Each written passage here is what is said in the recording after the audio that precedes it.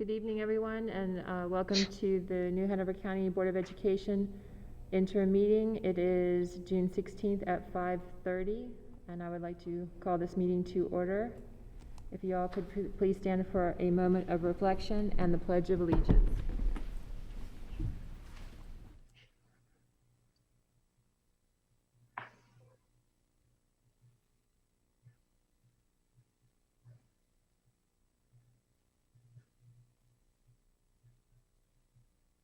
Thank you.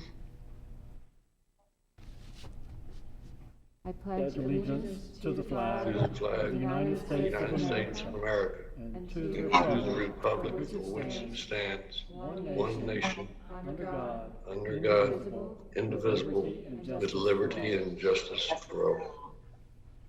Thank you.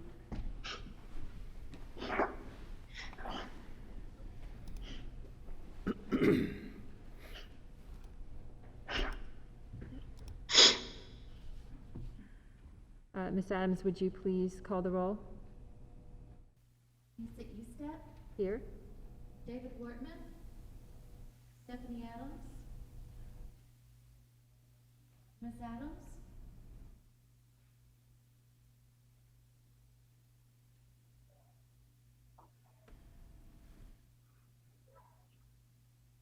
Ms. Adams.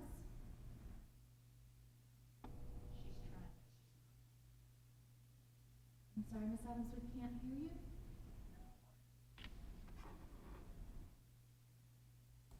I'll come back to you. Nelson Bollier, Here. Judy Justice, Ms. Justice, Here. Jeanette Nichols, Here. Bill Rivenbar, Here? Ms. Adams,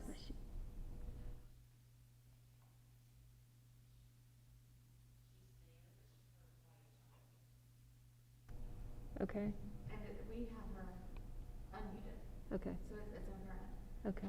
All right. So we'll just count her. All right, let the record show that Ms. Adams is present.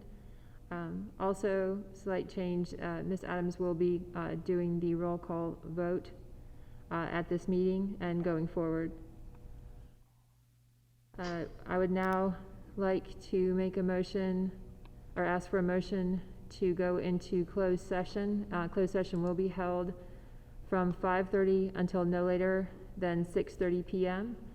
And so if someone would like to make a motion pursuant to North Carolina General Statutes 143-318, 11A13 and 6, to consult with the board's attorney to preserve the attorney-client privilege, to consider personnel matters, and to maintain the confidentiality of personnel records under North Carolina General Statutes 115C-319 and 321, and of student records rendered confidential under the Family Education Rights and Privacy Act, 20 U.S.C. 1232.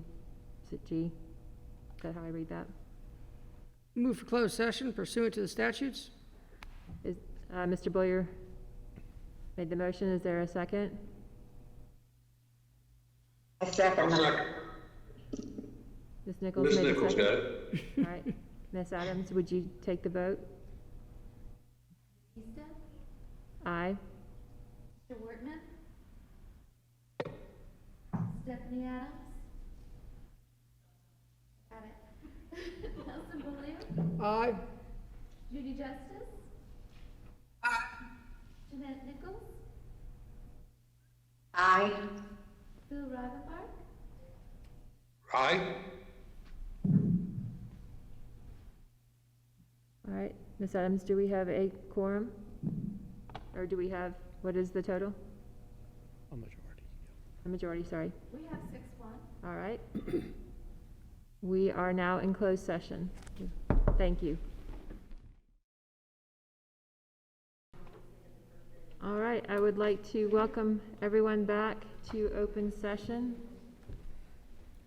We are on item number 3, approval. Oh, I'm sorry. Actually, Ms. Adams, would you like to take the roll again? Thank you. Yes, please. Lisa Estep, Here. David Wortman, Here. Stephanie Adams, Here. Nelson Beaulieu, Here. Judy Justice. Ms. Justice,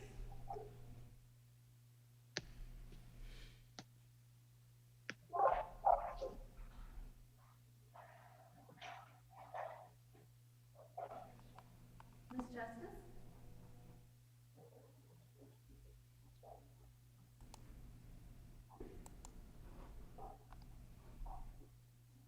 Ms. Nichols,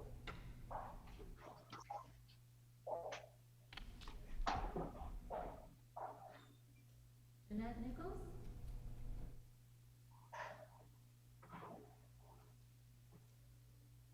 Ms. Nichols,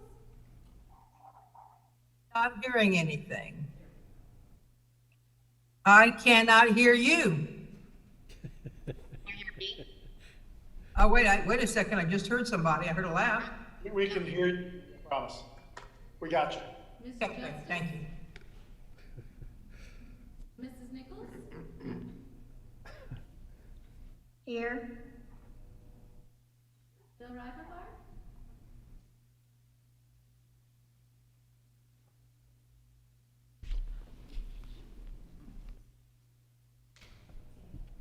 Bill Rivenbar, Hmm?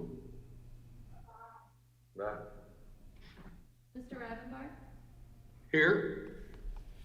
we've got him all. Okay. Item number 3, approval of the agenda. Is there a motion to approve as is? Any additions or deletions? Nelson Beaulieu, move to approve. Is there a second? Stephanie Adams, second. There's a motion and a second. Ms. Adams? Lisa Eastet, Aye. David Wortman, Aye. Stephanie Adams, Ms. Adams, Ms. Adams,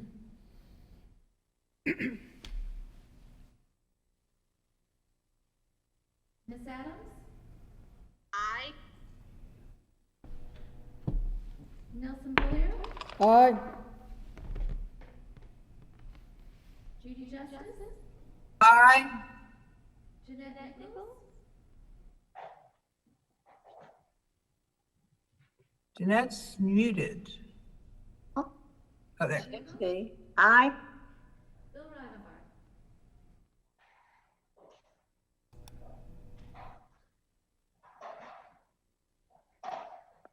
I can't hear anybody. Mr. Rivenbar, Aye. Can you hear me? Mr. Rivenbar, I can't hear Tabitha very well. I can't hear her, and the little mic keeps getting muted on Jeanette.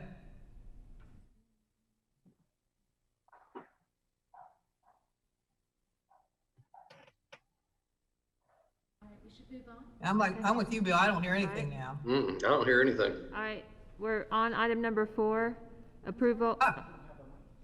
We had a, we'll say it's a 6-0 vote for approval of the agenda. Item number 4, approval of the minutes.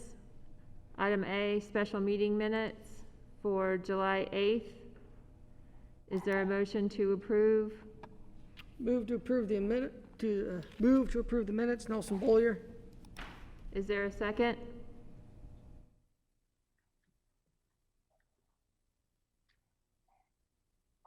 Stephanie Adams, second. Tabitha?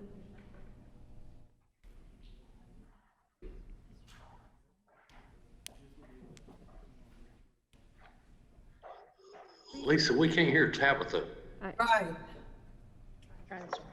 Lisa Eastet, Aye. Nelson Beaulieu, Aye. David Wortman, Aye. Stephanie Adams, Aye. Judy Justice, Aye. Jeanette Nichols, She's muted for some reason.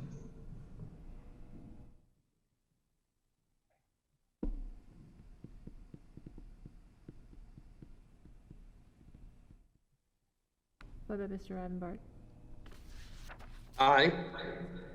Mr. Rivenbark. You're welcome. Now, can you hear me? There you go. All right, thank you. Say hi. There you go. Notice I have on orange. Good. Okay. All right, 7-0. Moving on to the interim meeting minutes for May 26th. Is there a motion to approve? Nelson Bollier, move to approve. Is there a second? Second. Second, Mr. Rivenbark. Yes, ma'am.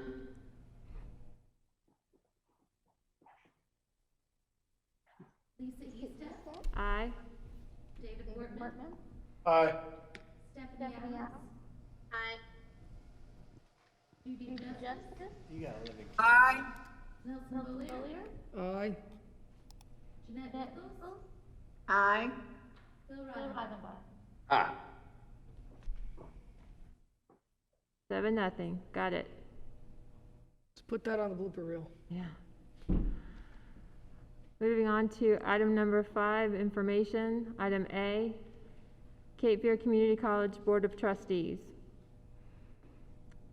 There has been some dialogue back and forth after our meeting last week about this item, and I thought that board members should have some dialogue about this.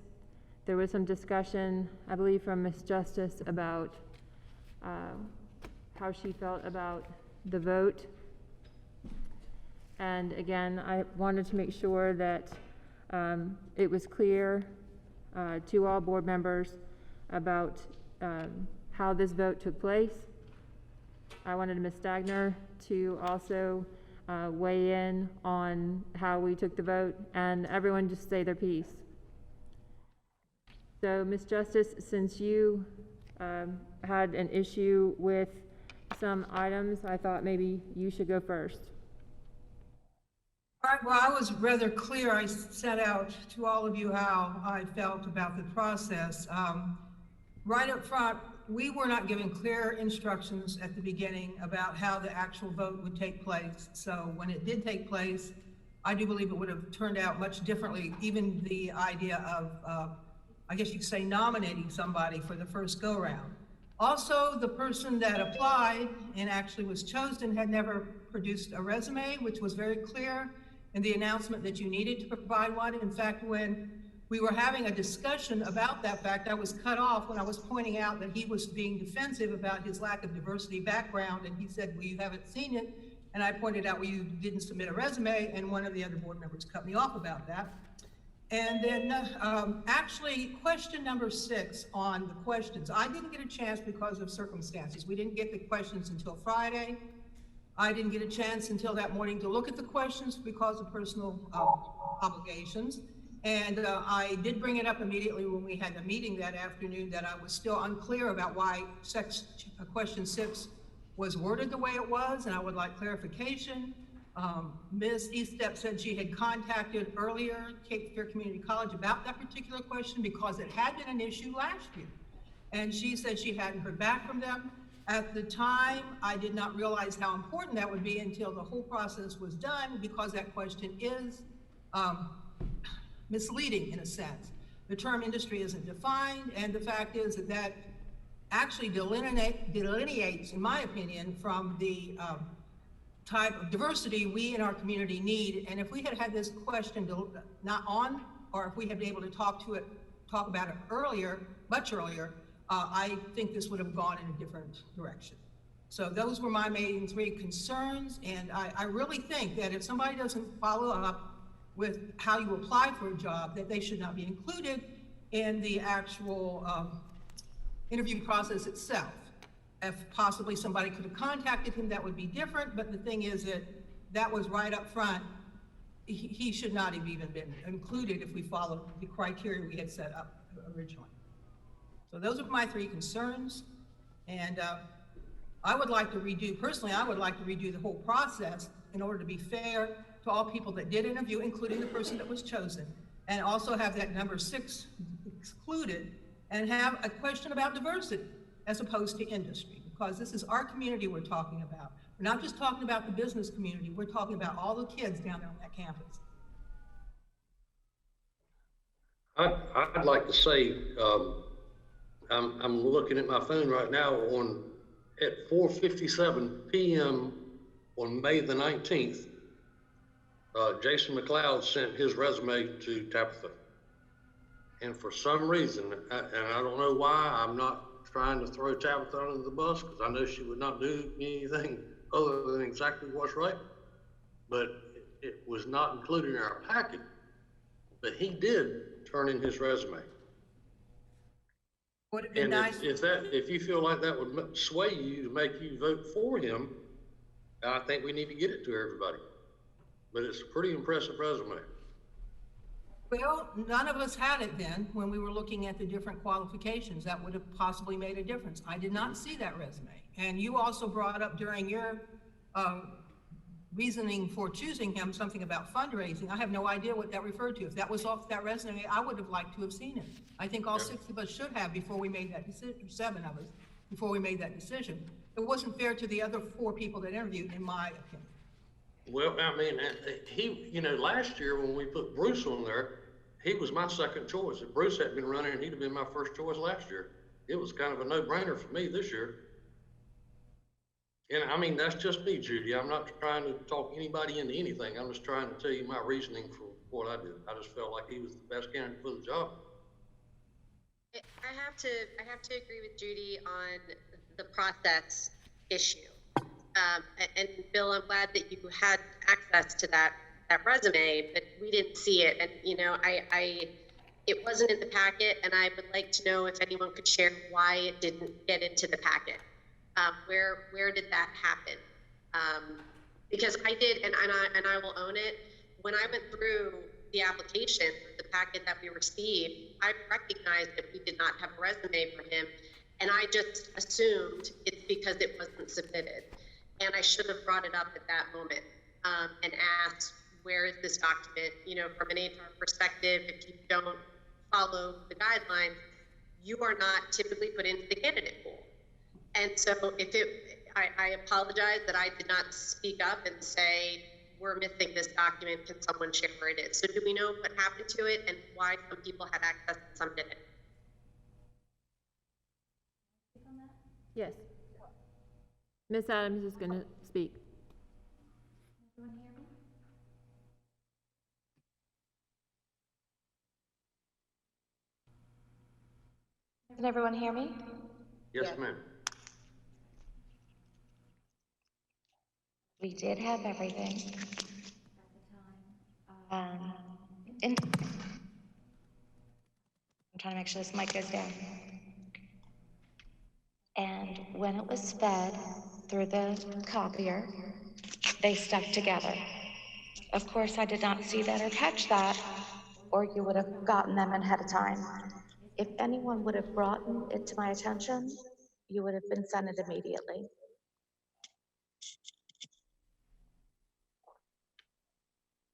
Thank you, Tabitha. David. Yes, David, are you out there? I am, yes. Is that something, I mean, is a resume completely, is that something that's got to be done? Is what? If someone doesn't send a resume, does that mean they're automatically kicked out?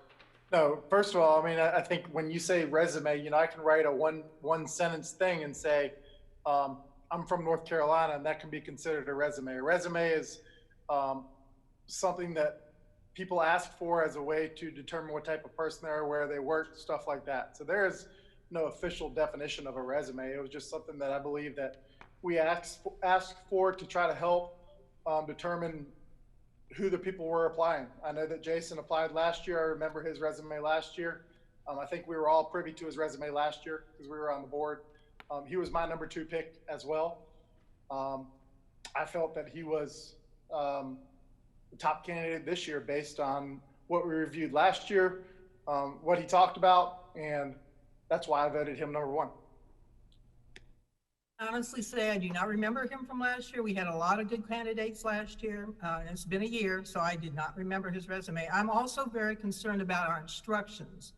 The term consensus was used, and then the definition of consensus changed to, I guess, the vote, where is the majority vote. My long life understanding the word consensus is much different. If that had been the case, I most likely would have, Bill jumped right in there. I probably would have, if I knew it was a vote, I probably would have been able to jump in there earlier and got a discussion going on other people as opposed to that. But I had no idea that that was the way it was going to be. That was very disturbing. If I can just say one thing, I hear what Stephanie's saying and I hear what Judy's saying, but the fact of the matter is bringing up these random things has absolutely nothing to do with what they're actually talking about. Per your emails, including Stephanie, you actually said that you wanted to vote for Dorothea for Miss Maxwell. So using other stuff to try to get to what your end game is, let's just be honest. You wanted to vote for Miss Maxwell. I understand that and I appreciate that. And there's no problem with that. We've all been on the board for a year and a half. All you had to do is make a substitute motion at that time to do Miss Maxwell. And we would have had a vote. If that was the motion that was on the table, we would have voted for that. That happens all the time. In fact, it happened before when I made the substitute motion for graduation. That's the process that we follow when we're on the board.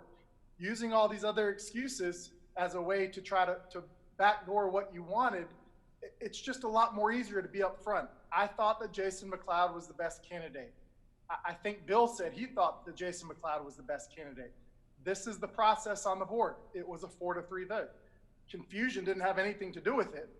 I would believe that if your candidate that you wanted was elected to serve the position, we wouldn't be having this discussion now. And I'm positive I'm right on that. So, I mean, I understand where you're coming from. I appreciate where you're coming from. I know that y'all both were pushing very hard to have Ms. Maxwell as the on the board of trustees. There will be other opportunities. As I think Ms. Estep said with the county commissioners, but ultimately that's what this is about. So I think that there was a vote, it was a 4-3 vote. We actually made that vote twice, just to make sure that everyone was clear. There were opportunities to do a substitute motion, which no one did. We in turn voted for Mr. McLeod as the top candidate. It was a 4-3 vote. I believe we should move on. Well, I thought the instructions were extremely confusing and it wasn't clear. You say it was. I'm not disagreeing that he was not my first choice and that Ms. Maxwell better serve the needs for the campus. I was also very disturbed about the question, number 6, and the situation with industry.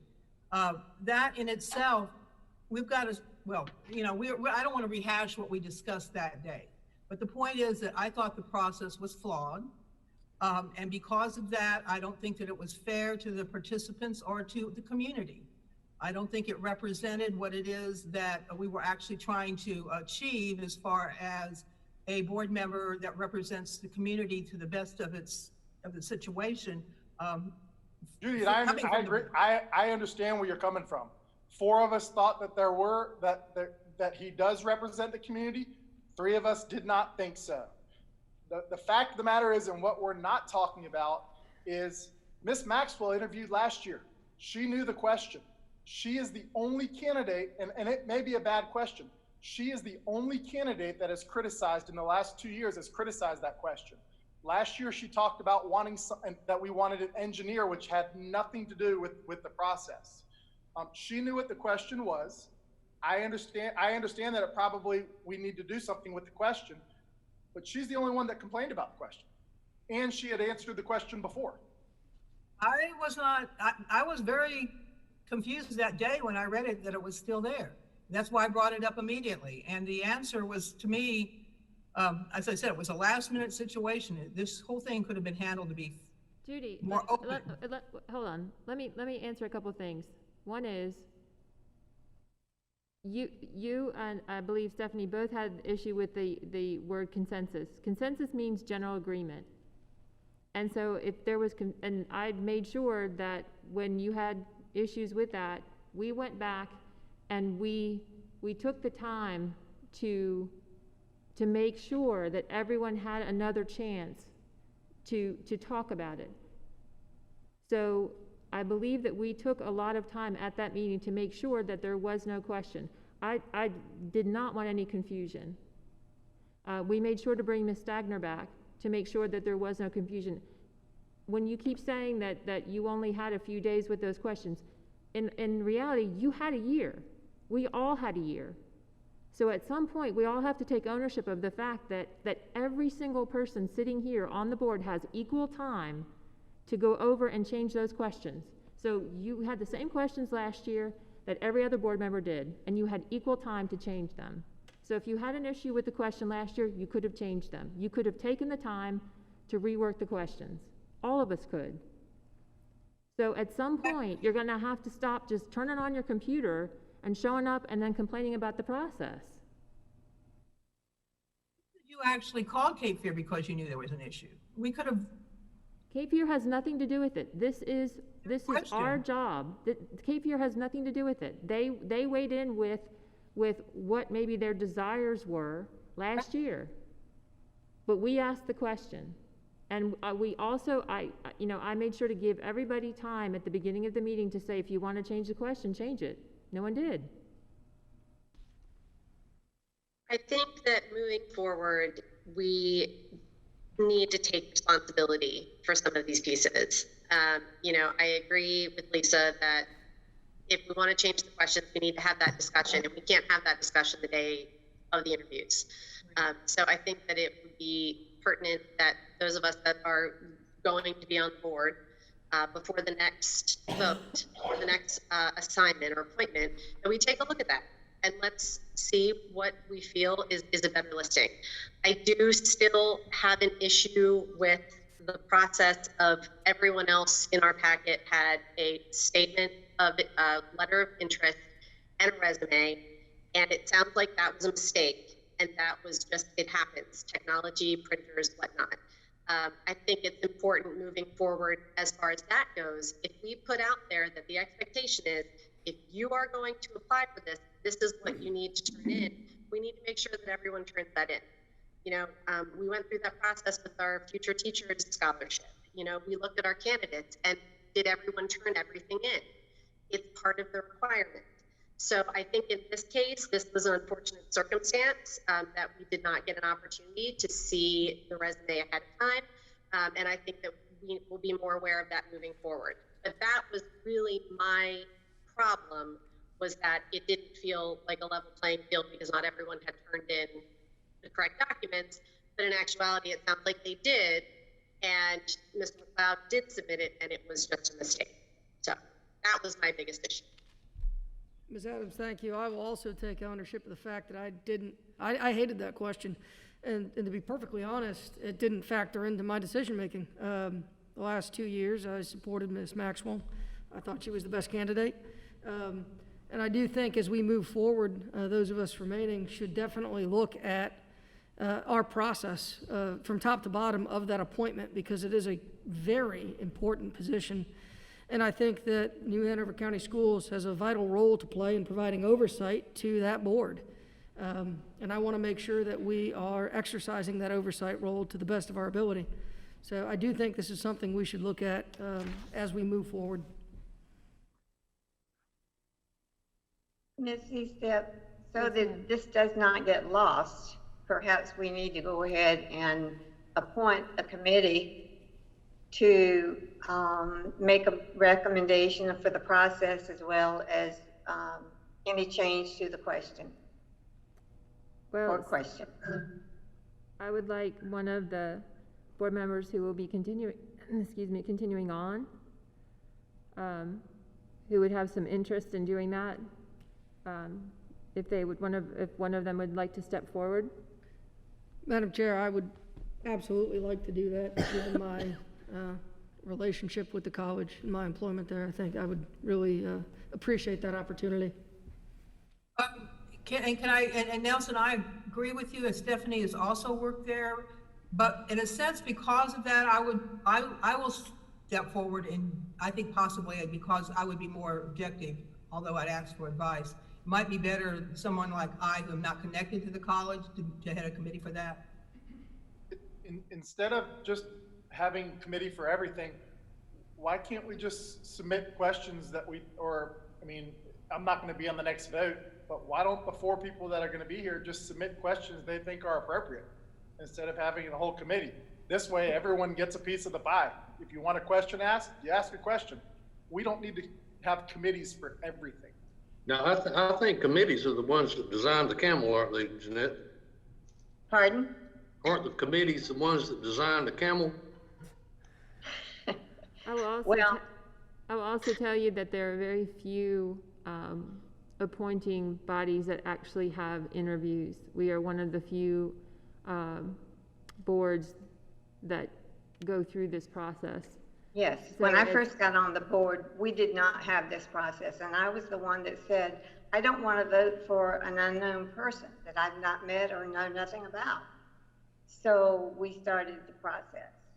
But if the continuing board members want a different process or a defined process, that's what I was suggesting, not necessarily a committee, but someone to step up and draft the process and then let everyone look at it and see if we want to adopt that or revise or change the questions and have it in place in case someone resigns or for the next appointment. So I know that there's been some discussion about an onboarding for the new board members. Maybe that could be added to that onboarding process. Would that be acceptable to especially the board members continuing on? Yes, I think so. I think that would be a very good discussion to have on the front end. Okay. Yes, I agree. All right. Ms. Adams, would you make a note of that to add to like an onboarding for the new board members, old board members, the continuing board members participating in that? All right, thank you. Is there any further discussion on this? All right. Thank you, everyone. Item B, English as a second language. Presentation. This is, we've never had a presentation on this, I believe. So, Dr. Smith, I appreciate you bringing this forward.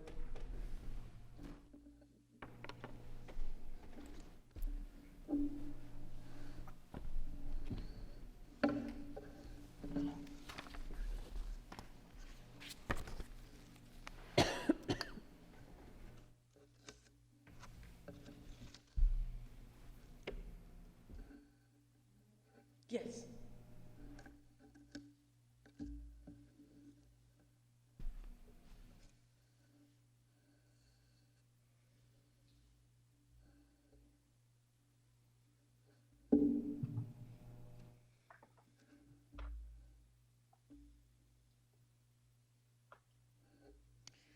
All right, thank you. Good evening, Madam Chairperson, members of the board, and Dr. Burns, and thank you for the opportunity to share with you and also the community this evening information regarding our English as second language services provided to our students, identified as English learners, as well as information about the support we provide to our families through our parent liaison services.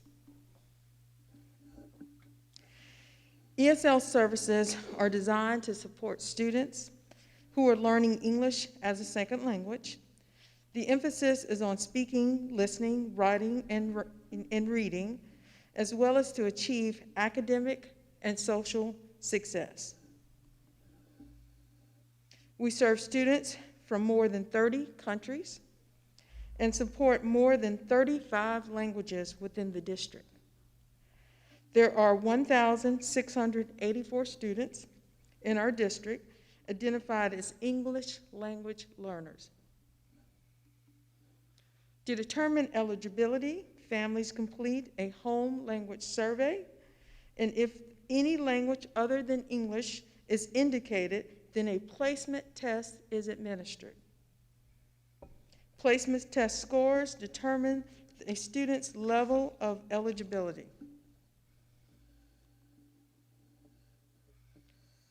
To provide services, the district is required to develop a language instruction educational program, LIEP. The LIEP provides guidance to ESL's teachers and identifies services to assist with meeting the needs of English learners. The frequency and level of services are determined by the student's level of proficiency and grade level.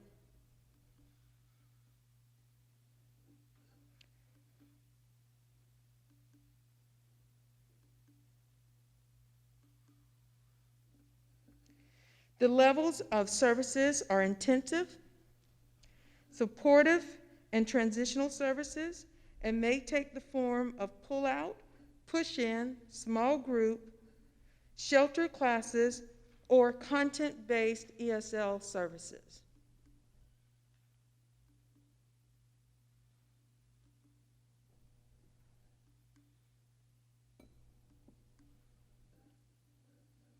Here you can see the level of progression for students in order for students to exit services.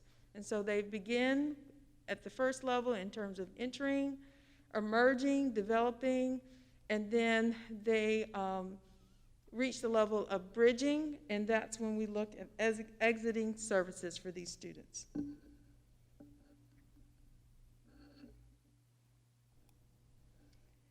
English language development standards developed by the North Carolina Department of Public Instruction follow the WIDA English language proficiency standards. In addition to those standards, we actually this past summer had a group of teachers, I believe it was 5 teachers in our district, come together, and they actually developed a newcomers curriculum. The needs of learners new to English or who may have experienced a break in their formal education services are very evident and challenging within the district. And so that's why this group of educators came together to develop this curriculum. And I actually recently had the opportunity to talk with one of the teachers who not only participated in the development of the curriculum, but also implemented and used these resources with her students this year. And we have plans, in speaking with our lead teacher for ESL services, we are planning to ensure greater access and use of this curriculum this coming year. It may have to take some different forms in terms of possibly digitizing that and making it available online as well. But we are looking at expanding this curriculum. And this curriculum, again, was developed specifically for those students that we consider as newcomers to English language. The WIDA standards cover 5 domains, with the emphasis being on academic language of each of those standards.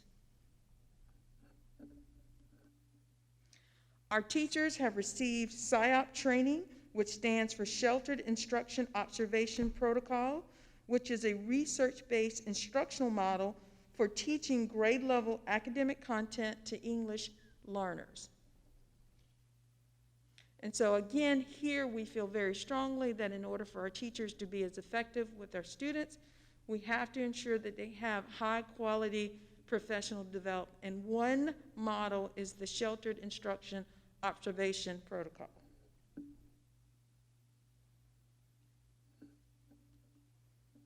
And so here is just an additional list of resources utilized by families and teachers to support our students. And then beyond the services that we provide directly to students, we also provide support to families through the services of our bilingual parent liaisons. We have 6 parent liaisons to serve all families in our district. Currently, all of our parent liaisons are Spanish speaking. For families that need support in languages other than Spanish, we contract those services. Currently, we have, for the most part, a call-in services that can provide us access to a multitude of languages. Our parent liaisons work to bridge the communication gap between home and school by ensuring that parents have access to information and services. We support families with parent involvement, understanding academic reports, and making community referrals. So our parent liaisons are far more than just interpreters. They work to connect our families with the community. They work to ensure that our parents have a voice when they're meeting. And so it's more than just simply interpreting what is being said. It is about creating, ensuring that it's understood and that we're serving as advocates for our families. So again, parent liaisons provide written translations, assistance at district-wide meetings, support in parent and teacher conferences, support in IEP and MTSS meetings. They conduct home visits and screenings, and they also attend open houses and back-to-school meetings.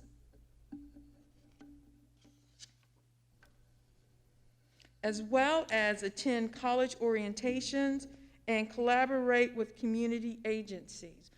We conduct recruitment nights in the district to encourage families to consider our specialty programs, and we work to ensure that our parent liaisons are there as well to support families who have that need. We want to make sure that the services that are available to families who have English as their primary language are also available to families who have other languages as their first language. Here we have a list of resources, again, to support families and students. And then finally, our parent liaisons help to ensure compliance with these federal programs and our requirements. And so here is a list of federal programs of which I'm sure that you're very familiar with. And we work with our parent liaisons to ensure that all families in our district have access, and we are in compliance with those federal programs through providing services to those families. I hope this information is helpful, and I'm happy to answer any questions that you may have. And if not, I'm not sure if our lead parent liaison is on the call. I believe that they are this evening, but we do have Martha Banderas, who is our lead parent, our lead teacher for ESL services, and then Maria Black, who is our lead parent for parent liaison services to the district. Thank you, LaShawn. Yes, sir. Dr. Smith, Yes, ma'am. are these parent liaisons volunteers? No, ma'am. They are paid positions within our district. 4 of the 6 are full-time, and then 2 are part-time positions.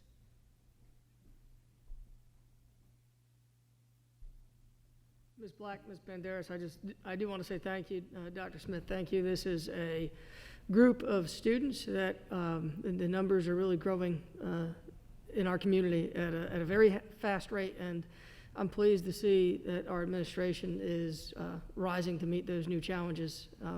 Thank you very much. You're very welcome.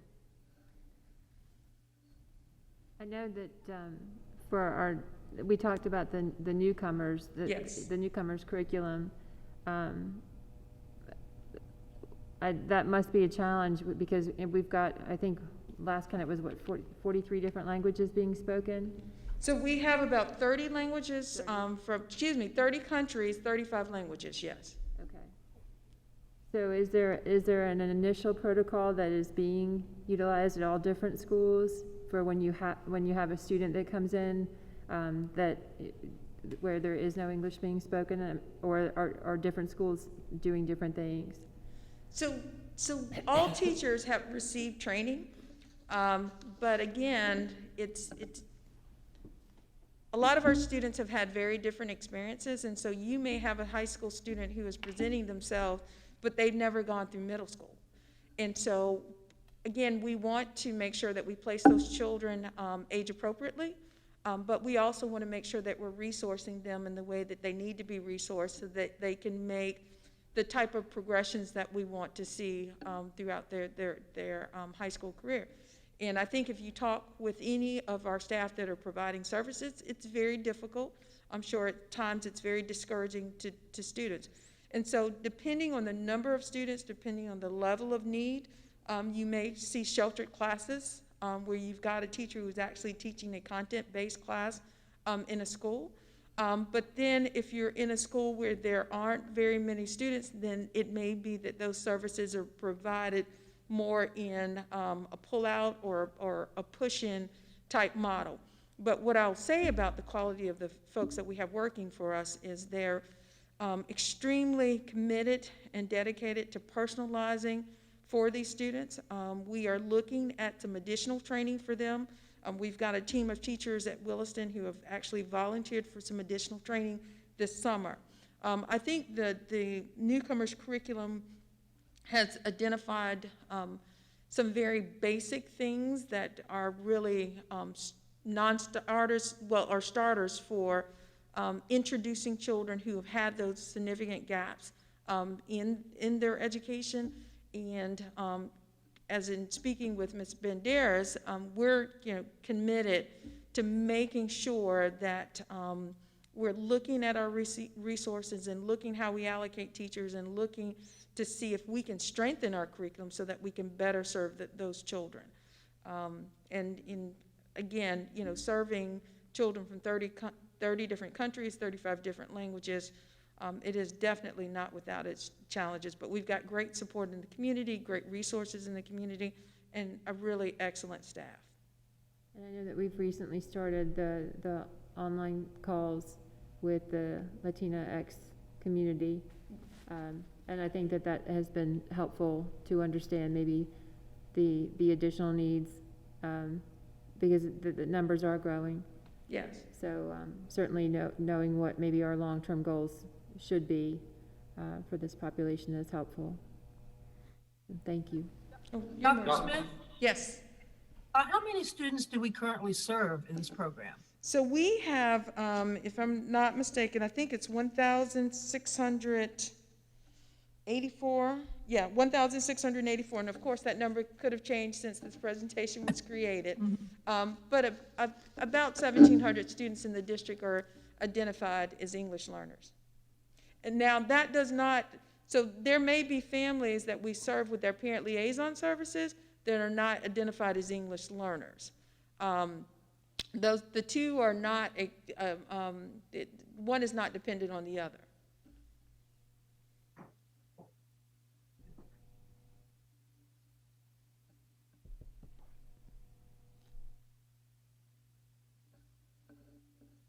Any other questions? I would like to say something. We've had some issues with hearings and stuff where kids come in that have just wreaked havoc at school. And after we ask some questions, we find out these kids had some problems that we didn't know about. And had we known about them, we probably could have prevented that. These kids that are coming in that speak all these other languages, I don't know how in the world you're going to do it, but it would be so nice when their parents come in with them to find out if they have any issues that we could identify right away. Save a lot of problems down the road. And I don't know how you do that, LaShawn, but it's just a idea. Well, I appreciate that. And actually, that was a topic that was discussed in our last meeting with the Latino Alliance in terms of how do we assess children who may have experienced trauma. And so that is something that we are having conversations about, because I very much agree with you. The earlier we can intervene for students, the more positive those outcomes are. Absolutely. And I meant to say, Dr. Smith, I apologize. But if we can put that in their file right away, it's going to follow them all the way through school, and there won't be any excuse for staff not to know about it. So just an idea. Well, thank you very much. I appreciate that suggestion. Thank you, ma'am. Yes, sir. Your mask looks nice. Oh, thank you. You're welcome.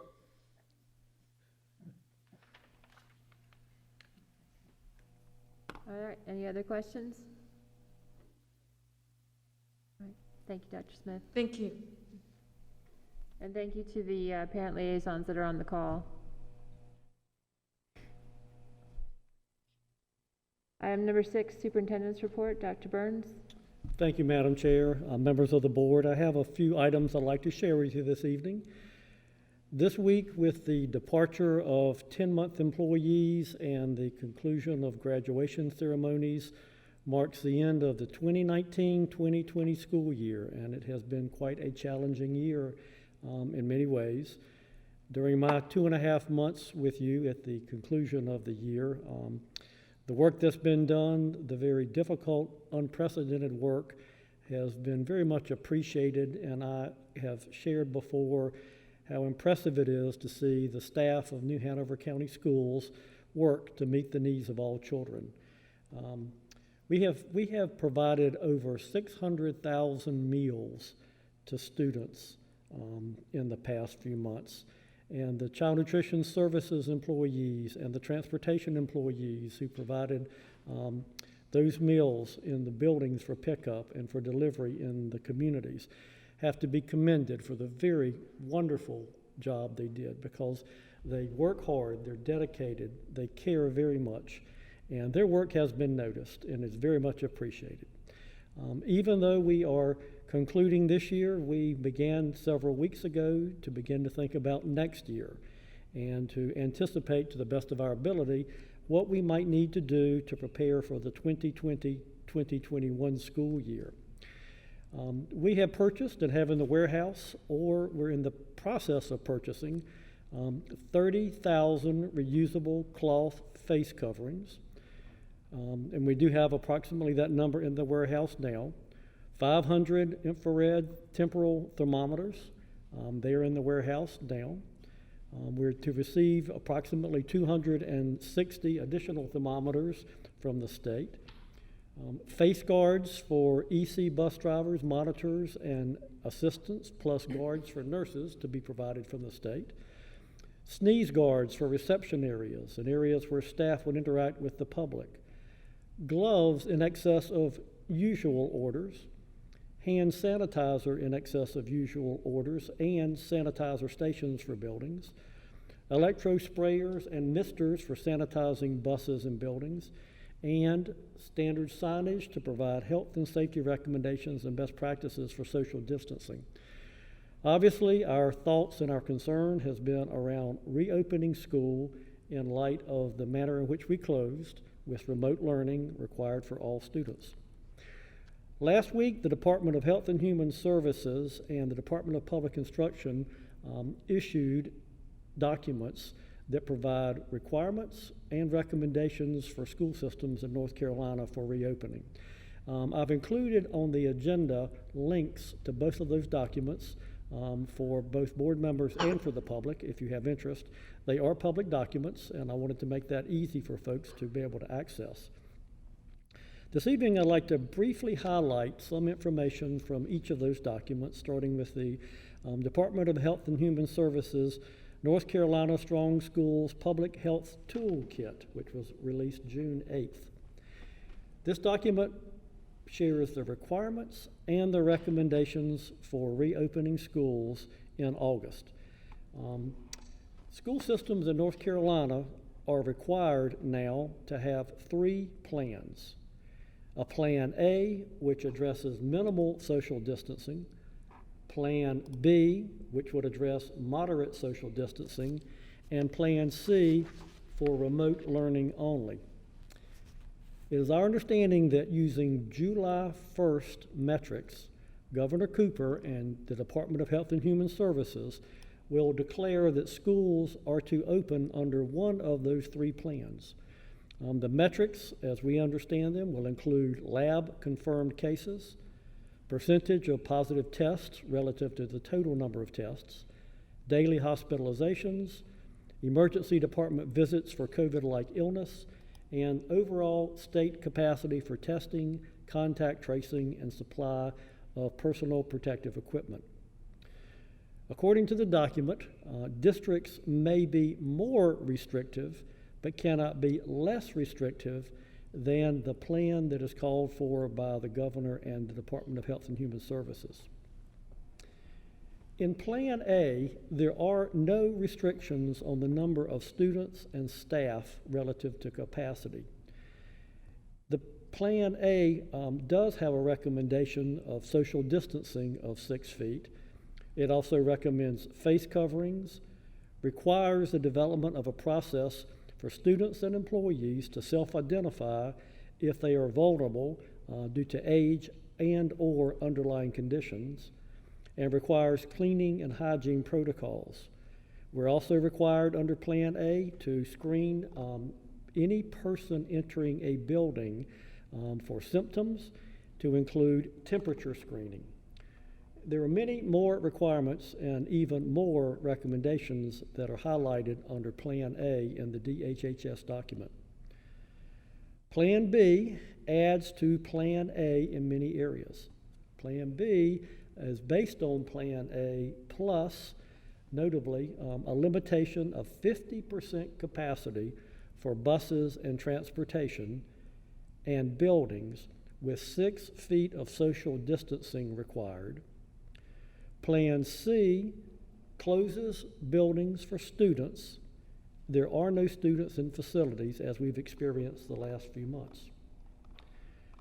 Following the issuance of this document, the Department of Public Instruction, just a few days later last week, provided a document lighting our way forward. DPI worked to provide suggestions and recommendations regarding the Department of Health and Human Services in an attempt to operationalize, to the extent possible, those requirements for school systems. The critical factors that are addressed in the Department of Public Instruction document are student health and needs, employee health and needs, operations, communication, instructional planning, issues of equity and excellence, as well as state and federal regulations and policies. In this document, the scheduling suggestions under Plan B receive a great deal of attention in the document, given the challenges that limitation of 50% capacity and social distancing will require. With that limitation of 50% capacity and 6 feet social distancing as a requirement will limit the number of students in a building, and it will be a limiting factor in transportation as well. Social distancing on buses will reduce the capacity of a bus in terms of transporting students to less than 20%. As an example, on a 72-passenger school bus, as we have modeled this, to maintain 6 feet of distance between students, we will likely be able to transport no more than 12 students. And for a 54-passenger bus, no more than 9 students. And so, as you can imagine, this will be quite a limitation for us to deal with logistically. Remote learning for students will also have to be a part of any Plan B schedule in order to meet the requirements of the 50% capacity and the social distancing. In Plan C, all remote learning will be what we're dealing with. That will present the same challenges we have experienced since March. The district has begun working through the documents, even though it's just been a few days. We continue to seek additional information. We've been on weekly conference calls with the Department of Public Instruction, with superintendents and senior staff across the region and the state. We're working to develop draft plans for opening with the full realization that conditions can change and requirements can change as well. In fact, the Department of Health and Human Services document is titled Interim Guidelines. As we progress, I'll keep you, the board, informed. We'll also work to inform district staff and the community as we work through this very complex process of planning for the start of the next school year. The July 1 date is of interest and concern because we need to have some information and we need to make some decisions prior to that. I will bring to the board as we develop plans, updates, so that we are working together to provide the safest opportunity for students to re-engage in August. Also, I'm sure you know that the North Carolina High School Athletic Association announced recently that high school athletics may resume after June 15th, guided by the phased approach that they have. The North Carolina High School Athletic Association requires the use of their guidance that was provided by the Sports Medicine Advisory Committee. The guidance is in 3 phases, and they are separate phases, different from the phase 1, 2, and 3 that the governor and DHHS addressed for the state. And when we start, we will be in phase 1 of the guidance currently. Since that information was released, in fact, prior to that, New Hanover County Schools athletic directors, athletic trainers, and principals have been preparing preliminary plans based on the North Carolina High School Athletic Association guidance in anticipation of returning to athletics under the Phase 1 guidance. We've also been in contact with the New Hanover County Health Department and with other health officials as we prepare for returning to athletics. The timeline that we are looking at now, as I mentioned, June 15th ended the previous dead period. During that time, there can be no practicing, no conditioning. The next dead period begins June 29th, and that is through July 5th. There can be no sports, practices, or conditioning during that time for high schools. On July 6th, the dead period ends. Just this week, just yesterday, Governor Cooper indicated that he'll have a press conference early next week to discuss what the next step will be when the current Executive Order 141 expires. Following that announcement next week, a decision will be made when to return to athletics. We'll maintain the social distancing requirements and the no contact requirements that are specifically prescribed by the High School Athletic Association and the National Federation. With respect to middle school athletics, we'll determine a return at a later date, and it will likely align with the school calendar return to school dates and further direction from the Department of Public Instruction with regard to procedures and safety measures. I'd like to end my report by again thanking all of the employees in this district for the very hard work under very trying circumstances. And not only have folks worked very hard and demonstrated their dedication, they have done so with a very positive spirit. I think that's commendable, and I am very proud to be a part of New Hanover County Schools. So that, Madam Chair, members of the board, concludes my report. I'd like to ask a question, if you don't mind. Yes, sir. You brought up the issue of athletics. Why? Because as my understanding, the report basically provides a specific amount of kids have to be 6 feet apart. You actually can't use balls. So there's absolutely no contact. So basically it's jogging, push-ups, and stuff like that, conditioning. Why are we, and you can only have, I think, correct me if I'm wrong, maybe 20 kids at a time on one field, whether it's a football field, baseball field. Why are we not using this as an opportunity? Because we knew this was going to happen, and I know the athletic directors talked a lot before the actual guidance come out. But I think that if we follow those protocols, when they're not throwing a ball, they're simply out there doing something, it seems to me that would be a good opportunity, especially right now, to get kind of our schools, give some hope for the kids for the summer. I mean, this is a time when a lot of kids are sitting at home, they're not able to do that. We're providing them an extremely safe environment where, you know, we, as you said, we can always make them work. We can make them 10 feet apart when they're not even throwing a ball. But just doing conditioning and you know, being able to be outside doing something constructive, it seems to me that the school system would want to actually do that. And so just kind of continuing to punt it down the road doesn't seem like it's in the best interest of the students. So I'm just kind of wondering what went into not deciding to go ahead and do that and just wait for the governor to tell us something else, because the Athletic Association has already said it's okay to start. Yes, sir, and I understand and agree with your points. Looking at the metrics for this community and other communities, and waiting for the governor to let us know if we remain in phase 2 or move to phase 3 seems prudent. We want to maintain safety for the students.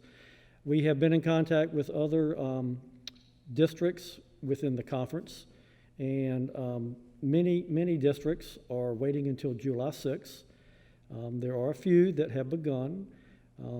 Some of our contiguous districts are, as we are, waiting and have not yet made a decision. And so out of abundance of caution, we're going to wait until the information from the governor and hopefully make a decision first of next week. My understanding is the press conference may occur on Monday. If that's the case, then I would like for the district to be able to move forward with one option or another, either to start next week or to start July 6th based on information we receive when the governor makes his decision for the next executive order. But with all due respect, Dr. Burns, the governor has made a decision. In fact, his guidance has allowed athletics to start. I think the guidance actually says 20 people per field. And when you say per field, for one specific baseball field or one specific football field, that guidance was used by the YMCA. That guidance was used by local optimists. So the guidance is out there. It's just a matter of actually making a decision. So we know the governor has said that you can start athletics back.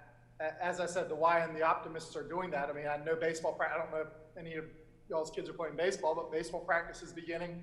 And they actually have balls involved. So I think the guidance is out there, and simply saying, wait until the next guidance, I think does a disservice to our students. And I think at this point, especially summer school's done, there's no more remote learning where, I don't think was a tough thing that was put on the school system. But this is an opportunity for our schools to actually do something for our kids, provide an extremely safe place to be out there exercising, and whether or not it's 6, 7, 8 feet they have to be apart. I think that's a positive, that it's certainly something we should consider before the governor tries to tell us to do something, because he's already told us we can do it. Thank you, just sir. my opinion.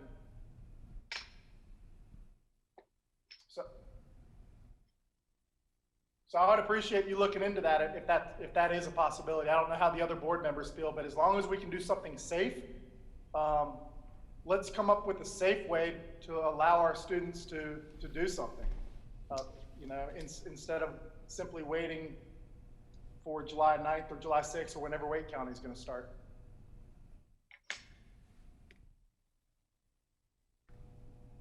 I thought something that was, my daughter is can't wait to get back to college. She's looking at all the statistics every day from the governor's office. And I think it was yesterday or day before, she showed me the statistics that it was either 80 or 85% of all the people that have died were 65, 70 or older. Between born and 18 to 20 years old is basically nothing. Kids are holding up pretty good. I think we ought to give them a break, let them get back out there under certain circumstances. And that's all I got to say. Well, I think the fear is that they can transmit the virus, even if they don't even have symptoms, or possibly they don't get a bad case. I think that was the initial reason to even close the schools down. It wasn't, I'm so glad that it's not affecting our children the way it's affecting older people. But the group that's getting it the most is between, I believe, 25 and 45. So no, it's 65 to 100. Talking about the death rate, I'm talking about the actual getting the virus. Well, I don't mind catching it, I just don't want to die. I agree with you. I don't want to. Judy, I understand what you're saying. I think these, you see these mass gatherings that we're having, and they're obviously certainly not helping. I think we can all acknowledge that. But I think that if we can provide a safe place for our kids, I mean, for example, I'm going to talk about. New Hanover County. At the field house for New Hanover, the field between, next to the field house, that's a huge field. If we can go out there and put 20 cones appropriately spaced apart, and make sure they maintain social distancing and have a coach out there, at least getting them start moving and doing something I think that's a win. I think that's something we can do. But I don't disagree with you. I have kids here I'm constantly trying to stir out of the house for the same reason you're talking. So you don't have to convince me. I was just talking about the statistics that Bill was mentioning. Is the concern is not so much as the death as spreading it to populations. Yeah, I agree, and that's why I try not to talk about statistics. I'm trying, because people are going to argue about statistics. I was more importantly trying to figure out a safe way. If you put 20 people on a football field, I'm sure you can space them out 10 feet apart and let them do running. So I don't disagree. That's why we're not. I mean, that's an opportunity for our kids, whether it be for girls soccer that starts in the fall, whether it be for boys football, whether it be for tennis or something, or any of those sports. But we need to get those kids back involved in school and allow them to do things. And we can be because we are the leaders of our school system, we can be the ones that say, you know what, we can provide a safe place for our kids on an open space field and allow them to start doing something again. And that was my intent. And if it's 20 feet apart, so be it. But I agree with you. And the good news is studies have shown that the outside is the place that you're least likely to transmit it, thank goodness. Agreed. So Exactly. That gives me a lot of hope. You're exactly right, Judy. I guess my question is to Dr. Burns. Dr. Burns, how quickly, I know the athletic directors have already come up with a bunch of, I forwarded you the information that the athletic directors came up with. How quickly can we, I don't know if the board has to agree to space or 15 feet, but why can't we get those kids out there 20 feet apart and doing some calisthenics and running and exercising? That is something that I think that this community would look at us and say, look at how far apart they are. But more importantly, look at these kids that really are stuck at home, like Judy said. We're giving them something to do. And I think that's an important show for the school system that we're doing something. So that's really what I'm trying to do. Mr. Wortman, I do appreciate that. I'm not going to speak for other individuals, but I can tell you that there is not total agreement among coaches, ADs, and athletic trainers that the right time to start is next week. And so I'm taking a very prudent position.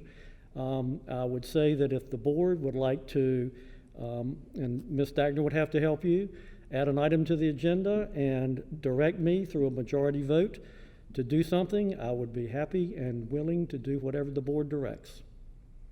Well, that delays the process again, and I understand that. I guess I would ask that if the board tells you now to come up with a plan, a safe plan to allow our kids to exercise, if we can come up with a plan by, what day is today, Tuesday? It's easy to come up with. We can draw it out on a piece of paper, 20 feet apart, no more than 20 students, one coach, for the sports. That's easy to do. So I think if it's the board, if the board feels like, Bill, Judy, what other safety precautions do you think would be necessary, Judy? But what do you think is happening right now with the ADs, the school ADs? What do you think they're doing? I think they're doing that now. Yeah, what Dr. Burns is saying is that he is waiting to make sure that everyone is in agreement and they're working towards that process. I know what the ADs are doing now. I understand what the ADs are doing now. But my fear is, instead of waiting for, as Dr. Burns said, waiting for the governor to give us additional direction, I think that as a board, we can come up and say, hey, if you feel comfortable doing this, let's provide some guidance. And that, some absolute minimum guidance, no balls, exactly what the North Carolina Athletic Association said, High School Athletic Association said. Well, we're not talking about a great amount of time here, a week at the most. During the 4th of July holidays anyway, that would be a moot situation. We're talking about July the 6th, isn't this what you're, I mean, we're up to the 16th. Time is flying very fast. Yep. But I just No, don't. I see both sides. I want these kids to be moving around, that's for sure, but it is not quite as simple. The ADs probably are trying desperately to get it together for after July 6th. Well, they are. They've been working on this for several weeks. Good for them, yeah. So, and I know that they're waiting for guidance from us because ultimately it's our decision. So that is my point. So I guess. I believe they're waiting on guidance from the superintendent, and who is also going to be taking into consideration the guidance from the governor. So are you going to put something on are you suggesting to put something on the agenda or no? Right now, for this agenda, you want, is that what you're asking? I don't know what you're suggesting. I mean, I certainly could, I mean, we can, you know, we were having a discussion about the superintendent. If we need a formal vote to ask the superintendent to come up with a plan by Friday, then that's fine. I was just trying to have a discussion about this. I mean, and Dr. Burns and I have talked about this, so he understands where I'm coming from, and I know I know the athletic directors are in general agreement of what they want to do too. So that the intent is just to try to provide a safe alternative. If I need to formally add it to the agenda, then I'll make a motion to formally add it to the agenda. But I was trying to have a discussion. Good discussion, and definitely. I mean, reality is that we all want these kids to get out and move around and have their ability to work as, you know, team members in a greater life process. But wow, we're only talking literally about a week at the most. Well, no, it's 3 weeks, Judy. It's June 16th. No, it's June 16th, and it's July, and I'll have to go all the way to July 6th is when I think Wake County said they were going to start. But the fact is if we can get them out there now, it's my feeling, let's go ahead and get them out there. But again, I mean, if I need to make a formal motion to amend the agenda to add that so we can have a vote, that's fine. And I think Ms. Stagner's on the call. If I need to do that, please let me know. I mean, if the board doesn't want to consider it, then I won't do it. The agenda has been adopted. There could be a vote to amend the agenda, and then a vote to, you know, approve whatever you select to put on, but that would be the process. And here's something, since we're still in a discussion, the numbers are going up, and it's frustrating me very much. I know a lot of other people too, and we don't know yet by the end of the holiday, maybe hopefully they will stabilize and go down, but we might in 2 weeks have to turn around and not, you know, have them go back home, put it that way. I don't want to do that to the kids either. So, you know, there's different factors to look at here. I'm desperate to get these schools open, and I'm desperate to get these kids on the field. I will add, we have 26 parks, I think, in New Hanover County. They're all open. The tennis courts are open. The basketball courts are open. The beaches are open. There are safe areas where they can exercise. I understand it might not be at the direction of the athletic director. You know, last week or 2 weeks ago, I might have felt differently, but I am very concerned about what I'm seeing in New Hanover County. And I think there was 34 cases yesterday, so it's very concerning.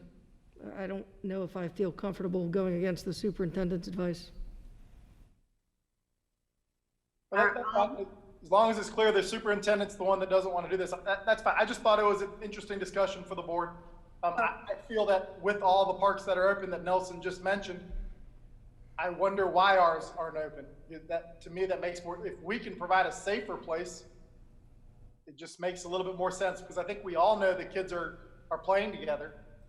They're not just in the room, so why not give them an even safer place to do that stuff? And I mean, I was hopeful that was kind of what we were supposed to do, you know, providing safe places for the kids, and this was an opportunity to do that. Are the coaches 10 or 11 or 12 month contracts? Do we have enough coaches that will be available? Yes, ma'am, we do. Coaches have extended employment.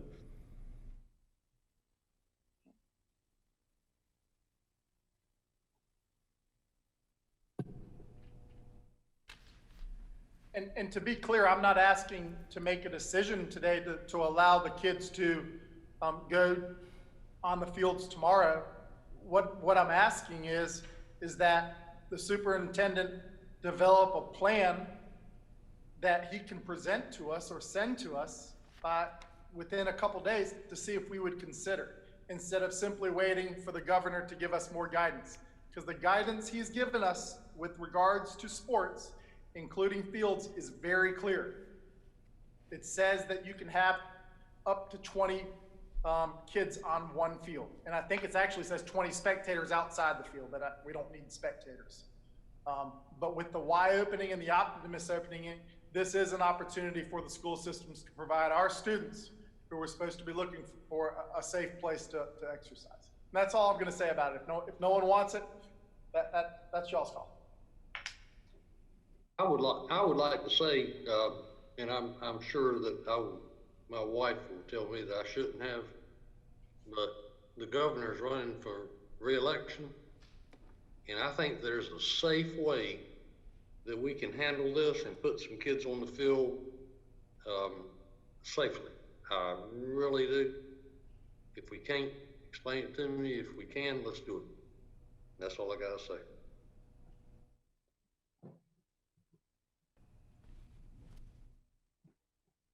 Don't everybody speak at once.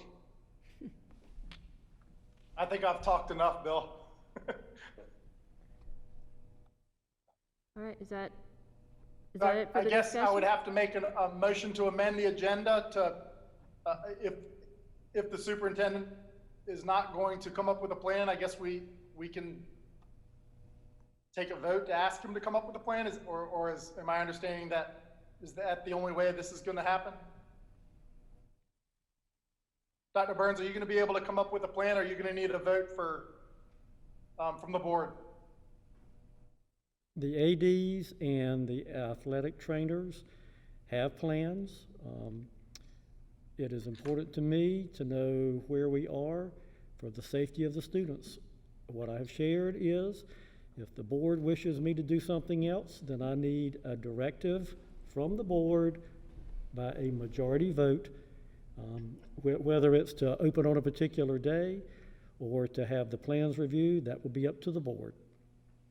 Understood. That's unfortunate, but so I would make a motion to amend the agenda to add, and I don't know, Ms. Stagner, if we need to do this now or if it needs to be placed under wherever we can vote. But I would make a motion to amend the agenda to consider this board allowing or directing the superintendent to develop a plan within 2 days, a safe plan within 2 days, to allow a limited number of students to return to the field under the directions of the of the North Carolina High School Athletic Association. So I guess I would need a second for that. Mr. Wortman, I would suggest that the motion to amend the agenda would be to amend the agenda to put on for action an item regarding the athletic plan for reopening. And when you get to that item, if the agenda is amended, once you get to that item, which I would say would go under new business, then you can make a motion on your substantive motion. Thank you. So I would make a motion to amend the agenda pursuant to what Ms. Stagner just said. You said it much more eloquently. I second. Mr. Rivenbark was the second. Ms. Adams? Discussion. Is there any discussion? Dr. Burns, I just want to understand the timeline, so I'm clear. If that were to happen, the earliest students could get back in the building would be Friday, and we anticipate the governor's press conference on Monday or Tuesday. Is that correct? That is what is expected, sir.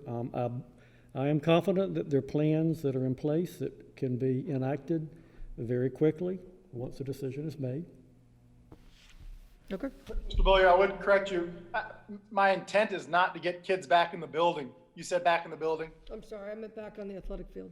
Yeah, I mean, I think there is a huge difference. Yes. I think we've talked about that. So I'm not trying to get people shooting basketball or anything like that. This would be open, when we have the discussion, open field.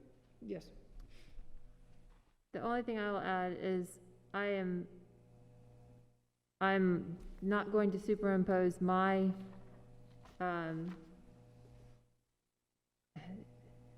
my desires over the safety for coaches and for the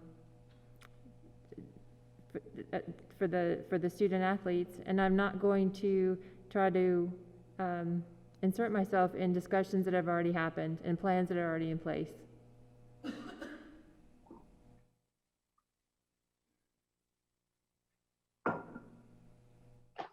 If there are no further discussions, Ms. Adams?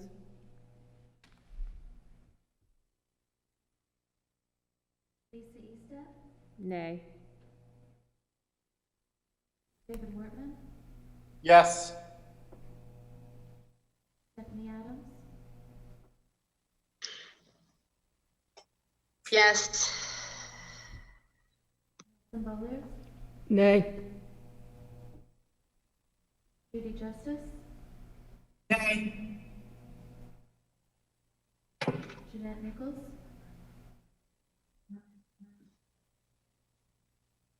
I can't hear. Ms. Nichols, Yes. Bill Ravenbauer, Yes.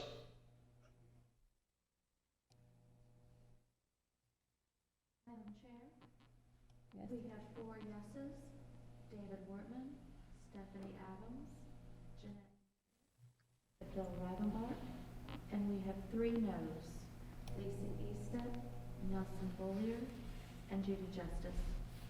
All right, so the item is added to the agenda. Ms. Stagner, where is it added? Where would we add it? Would add it under new business. Okay, so it will be at the bottom, then item K. Okay,